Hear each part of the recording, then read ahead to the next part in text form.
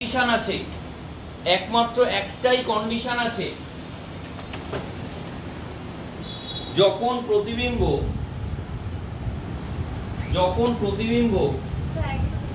একমাত্র একটাই কন্ডিশন আছে যখন প্রতিবিম্ব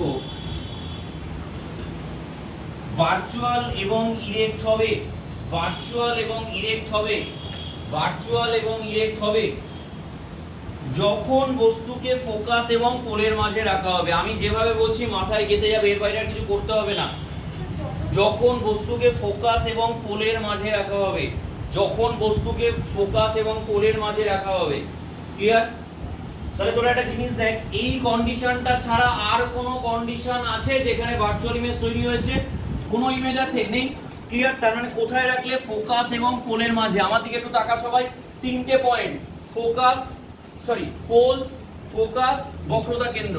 টোটাল 6টা পজিশনে আমি অবজেক্টটাকে রাখবো। কটা পজিশন?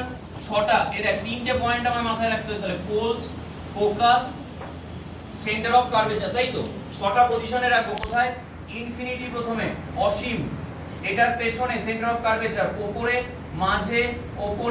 মাঝে। কি বোঝাতে পারলাম না? পারলাম না। তিনটে পয়েন্ট শুধু মাথায় রাখতে হবে। কি? এদিক থেকে দেখ, মিররের এদিক থেকে দেখ, pole, focus, centre of curvature. তাহলে অসীমে থাকতে পারে সেন্টার অফ কার্ভেচারের পেছনে, সেন্টার অফ কার্ভেচারের উপরে, সেন্টার অফ কার্ভেচার ফোকাসের মাঝে, ফোকাসের উপর, ফোকাস আর পোলের মাঝে। দেখ 6টা কন্ডিশন তৈরি। কি বোঝাতে পারলাম? এবার আমি কোন দিক থেকে যাচ্ছি? এদিক থেকে। ইনফিনিটি, বক্রতা কেন্দ্রের পেছনে, উপরে, মাঝে, মানে আমি এদিক থেকে যাচ্ছি আস্তে আস্তে মিররের দিকে। ক্লিয়ার? আমি যত মিররের কাছে যাচ্ছি প্রতিবিম্ব তত কি হচ্ছে? বড় হতে থাকছে। কি ঠিক?